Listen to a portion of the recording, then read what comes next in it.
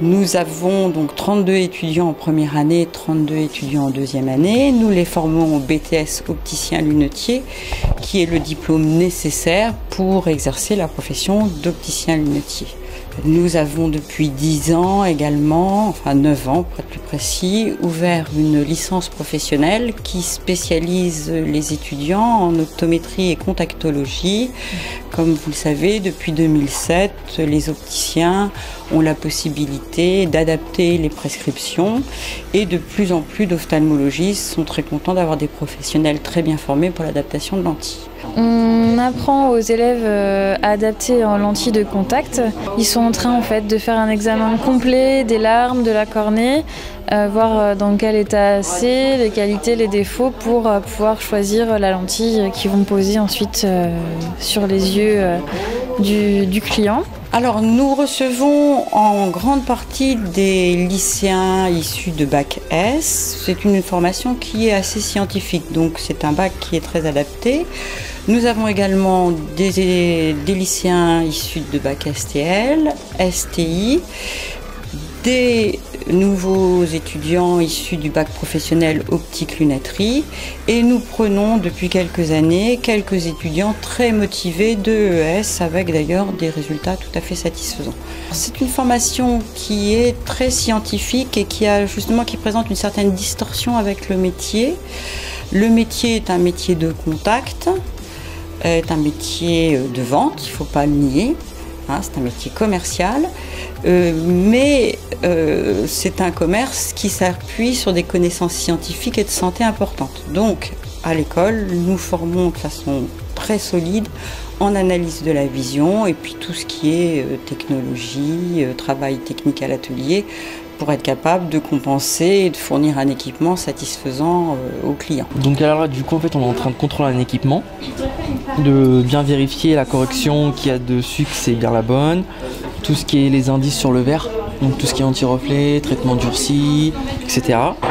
On contrôle le centrage par rapport au client, par rapport à ses écarts paupières, la hauteur, on vérifie tout ça pour à la fin dire si le montage est conforme ou pas, donc s'il est vendable ou pas. Il y a une part quand même de gestion, de commercialisation, mais ça n'est pas un diplôme de type commercial. C'est véritablement un diplôme avec une orientation plutôt scientifique. Alors, le BTS opticien lunetier a été réformé en 1999, donc il est assez ancien, ce qui explique qu'il n'y a en fait qu'une seule période de stage, et cette période se fait en fin de première année. Elle dure 6 semaines, donc elle démarre fin mai jusqu'à mi-juillet, fin des cours. Donc de 6 semaines. Et ceci correspond à une épreuve d'examen. Ils ont un rapport de stage, un compte-rendu à faire et une présentation de leur activité en magasin à faire pour l'examen final. Nous sommes la seule école publique pour toute la région ouest qui prépare au BTS opticien lunetier. Alors, ces formations sont tout de même proposées par de nombreuses écoles privées. Donc, il y a une grande quantité d'opticiens qui sont formés en école privée. Maintenant, école publique, notre formation est totalement gratuite et nous avons tout à fait la même qualité d'enseignement et les résultats sont là pour le montrer. Pour l'instant, les jeunes s'insèrent sans difficulté, à la condition quand même qu'ils soient mobiles. Il y a tout à fait des débouchés en Normandie et on va dire Nord-Bretagne. Là moi je fais une activité où en fait ça consiste à prendre des verres en verre, donc minéral, donc c'est ce qui casse, et à les adapter en fait à une monture. C'est pas du tout des verres qui vont à la monture qu'on prend au départ. Et du coup donc je les ai centrés, pour qu'en fait le centre optique de la monture aille avec le centre optique du verre. Donc je le centre, après il faudra que je le retaille. Donc là je vais reprendre le calibre de présentation qui était dans la monture. Je le plaque par rapport au verre qui va avec. Et puis après je trace avec une pointe à tracer comme celle-ci la forme du verre. Et après je vais aller la tailler sur une machine manuelle. C'est faire une monture sur mesure.